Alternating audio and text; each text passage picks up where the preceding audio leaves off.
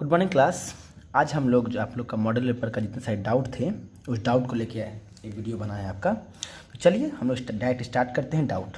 First doubt जो है वो पेज नंबर 588 का क्वेश्चन नंबर 21 है। इसमें देखिए a by 1 minus A plus B by 1 minus B plus C by 1 minus C square 2 दिया हुआ है। यहाँ से हमको 1 by A minus A plus 1 by A minus B plus 1 by A minus C का हमको वैल्यू निकालना है। तो सबसे पहले जो गिवन टर्म्स को लिखते हैं ध्यान से, क्या लिखा हमको दिया हुआ है 1 by A minus A B by 1 minus B plus C by 1 minus C equal to 2। ठीक है, अब देखिए गौर से, यहाँ पे मुझको 1 लाना है ऊपर में। तो 1 लाने के लिए हम लोग क्या करते हैं, ध्यान देते हैं। यहाँ पर जो फर्स्ट टर्म था उसमें भी 1 ऐड कर लिए, जो सेकेंड टर्म था हम लोग के पास उसमें भी 1 ऐड कर लिए, और थर्ड टर्म में क्या कर लिए हम लोग 1 ऐड कर लिए हैं। ठीक है, तीनों में 1 ऐड किए हैं। तो इधर इधर कितना ऐड हो गया, 3 ऐड हो गए। तो यहाँ पे था कितना 2, तो इधर भी कितने हम 3 ऐड कर लिए। मैं दोनों तरफ 3 ऐड किए हम लोग, 1 1 1, इधर 3 हो गया, इधर भी 3 हो गया। चलिए इसका एलसीएम करते हैं। इसका इन दोनों का एलसीएम 1 माइनस ए हो गया है, तो यहाँ पे a प्लस क्या होगा 1 माइनस ए, प्लस इन दोनों का एलसीएम करेंगे तो 1 माइनस बी होगा, तो क्या हो गया b प्लस 1 माइनस बी, और इन दोनों का एलसीएम करेंगे तो कितना होगा 1 माइनस सी, तो क्या हो गया देखिए c plus 1 minus C equal to 5। a से a कट गया, b से b कट गया, c से c कट गया, तो यहाँ पे आके आ गया 1 by A minus A plus 1 by 1 minus B plus 1 by 1 minus C equal to 5। हमसे यही पूछ रहा था, तो ये हम लोग का आंसर हो गया। चलते हैं नेक्स्ट प्रॉब्लम की ओर। चलिए अब स्टार्ट करते हैं मॉडल पर 8 का 1। ठीक है, इसमें क्या दिया हुआ है a by B plus C, B by C plus A और c by A plus B equal to 1। तो इसका वैल्यू मुझको चलाना है। पहले क्या गिवन है उसको लिख लेते हैं। a by B plus C plus B by C plus A और c by A plus B equal to 1 है। हम क्या किया, अपना मान से दोनों तरफ a प्लस बी प्लस सी से मल्टीप्लाई कर लेते हैं। ठीक है, इधर भी मतलब इधर भी हम लोग a प्लस बी प्लस सी से मल्टीप्लाई कर लिए हैं और इधर ही मल्टीप्लाई कर लिए हैं। ठीक है, a प्लस बी प्लस सी से इधर ही मल्टीप्लाई किया, इधर मल्टीप्लाई किए, कोई दिक्कत नहीं होगा। चलिए देखिए, आप थोड़ा ध्यान दीजिएगा। अब इस a का मल्टीप्लाई, अब इसका मल्टीप्लाई इससे करना होगा, मुझको ध्यान दीजिएगा।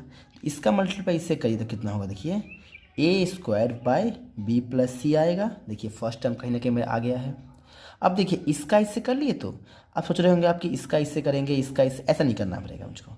इसका जब इससे कर लिए हैं, जो बच गया बाकी टर्म दोनों, अब दोनों का मल्टीप्लाई साथ में इससे करेंगे हम लोग। तो क्या लिखेंगे देखिए, plus a into B plus C और नीचे में बी प्लस सी। ऐसा क्यों किए हैं, ताकि ये कट जाएगा। प्लस सेकेंड में आते हैं b से, क्या करेंगे अब b से b का मल्टीप्लाई कर लो, तो क्या लिखेंगे B square by C plus A, और जो बच क्या गया a प्लस सी, उसको साथ में गुना करेंगे इससे, तो क्या होगा b into A plus C bye A plus सी। ठीक है, प्लस अब इसमें सी से सी करेंगे कितना होगा, देखिए C square by A plus B, और जो बच क्या गया आपका a प्लस बी, तो उस a प्लस बी का मल्टीप्लाई जो है साथ में कीजिए c के साथ, और नीचे में a plus B equal to a से इसका मल्टीप्लाई करेंगे तो a plus B plus C ही मेरे पास आने वाला है। इससे ये कट गया, इससे ये कट गया, इससे कट गया, क्या बच गया देखिए, तो यहाँ बच गया है, अब देखिए दो यहाँ क्या बच गया है a square by B plus C plus A, फिर क्या बचा देखिए ध्यान दीजिएगा B square by C plus A plus B बचा हुआ है, plus C square by A plus B, C square by A plus B plus क्या बचा हुआ है C equal to A plus B plus C. देखिए ए से ए भी कट गया, बी से बी भी कट गया, सी से कट गया। ठीक है, तो क्या बच गया देख लीजिए, उधर पूरा कट गया 0, यानी A square by B plus C plus B square by C plus A plus C square by A plus B equal to क्या हो गया 0। ये मेरा क्या हो गया, प्रूव्ड हो गया। चलते हैं नेक्स्ट मैथ की ओर। तो अब देखते हैं हम क्वेश्चन नंबर जो होगा मॉडल पर 4 का 2 नंबर। ठीक है, देखते क्या बोला गया है। इसमें क्या बोला गया, ध्यान दीजिएगा। ए और बी क्रमशः 600 रुपया और 750 रुपया लगाकर एक व्यवसाय किया। एक वर्ष बाद बी का हानि 40 रुपया है, तो व्यवसाय में कुल कितना हानि हुआ है। ठीक है, सबसे पहले ए और बी का हानि दिया हुआ है, ए और बी का मूलधन दिया हुआ है, तो पहले क्या करते हैं ए और बी का मूलधन का अनुपात निकाल लेते हैं। क्या निकालते हैं, मूलधन का अनुपात। क्या लिखेंगे 600 अनुपात क्या होगा 750। तो क्या होगा देख लीजिए, सिंगल सिंगल काट लेते हैं। 15 चौक 60, 15 पचे 75, क्या हो गया 4:5। अब ध्यान दीजिएगा यहाँ पे हमको एक वर्ष बाद बी का हानि दिया हुआ है, मुझको ए का हानि निकालना है। किसका हानि निकालना है? ए का हानि। बताए थे कुल हानि नहीं दिया हुआ है, तो ए का हानि निकालना है। तो ए का अनुपात कितना होगा 4/5 इंटू कितना लिखेंगे हम लोग 40। 5 से काट ली 8, 8 फुदा कितना हो गया 32 रुपीज़, इसका आंसर आ गया। चलते हैं नेक्स्ट मैथ की ओर। इसी मॉडल पेपर का 4 का 5, मतलब 4 का भी 2 की या 5 करेंगे। क्वेश्चन पहले पढ़ लेते हैं क्या बोला गया। बृहद चतुर्भुज ABCD का केंद्र O है। एंगल COD का मान 130 डिग्री है। एंगल BAC का मान 25 डिग्री हो तो BOC और BCD का मान हमको निकालना है। चलिए फिर डायग्राम फॉर्म करेंगे। देखिए सबसे पहले हम लोग क्या करते हैं, एक सर्कल बनाए हम लोग, इसके अंदर हम लोग एक चतुर्भुज को ड्रॉ कर लिए हम लोग। ठीक है, ठीक है। और नेमिंग कर लेते हैं ABCD। पहले क्या बोला है ध्यान दीजिएगा, पहले बोला है एंगल COD का मान 130 डिग्री है। कौन COD हुआ? ये पॉइंट केंद्र O हो गया। COD मतलब ये लाइन कहीं ना कहीं बोल रहा है, देखो COD कितना हो गया 130, ये क्या हो गया 130 डिग्री। ठीक है, फिर क्या बोला BAC कितना बोला है 25 डिग्री। BAC मतलब लाइन को मिलाना पड़ेगा मुझको।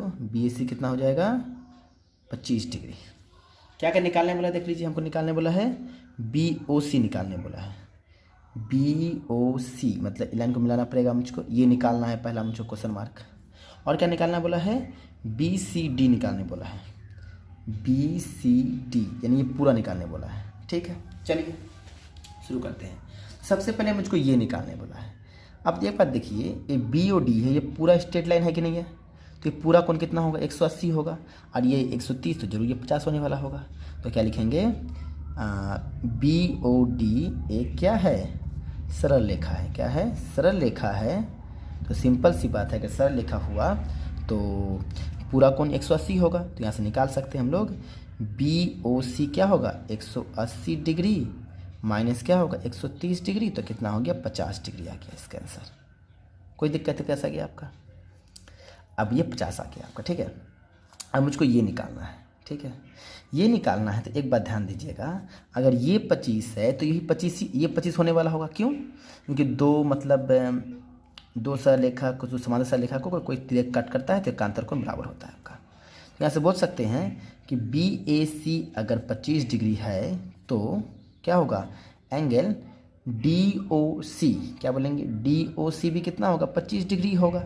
ये निकल गया 25, लेकिन हमको तो ये पूरा निकालने बोला है तो ये हो गया 25। अब ये कितना है पता नहीं हमको ये, तो इसके लिए क्या करते हैं देखिए ध्यान से हम लोग। इसके लिए क्या करते हैं, पहले हम लोग क्या करते हैं त्रिभुज BOC में गए हम लोग। कहाँ पे गए देखिए BOC, इस वाले त्रिभुज में गए। जब इसमें गए हैं ध्यान देखना, ये पता है मुझको 50 है, तो ये दोनों भुजा आपस में क्या होगा बराबर होगा। क्यों? क्योंकि देखिए ध्यान देखिएगा, ये दोनों आपका अर्धव्यास है। अगर ये दोनों भुजा बराबर होगा तो इसका विपरीत कोण ये, इसका विपरीत कोण ये दोनों आपस में बराबर होगा। दोनों को हम x लेट कर लेते हैं। ठीक है, तो बताइए तीनों का योगफल कितना 180 होगा। तो क्या लिखेंगे बोलिए x plus 50 is equal to क्या हुआ 180। तो यहाँ से बोल सकते हैं 2x इज इक्वल टू 130, तो x इज इक्वल टू कितना गया 65। अब बोलिए ये निकल गया 65, तो पूरा कितना होगा, दोनों को जोड़ देंगे तो निकल जाएगा। तो कितना होगा बोलिएगा angle BCD is equal to कितना हो गया 65 डिग्री प्लस 25 डिग्री, तो कितना आ गया 90 डिग्री आपका आंसर आ गया। इस प्रकार से इसको भी कर लिए। चलते हैं नेक्स्ट मैथ की ओर। इसी का हम लोग 6 नंबर देखते हैं, ध्यान से क्या बोला गया है।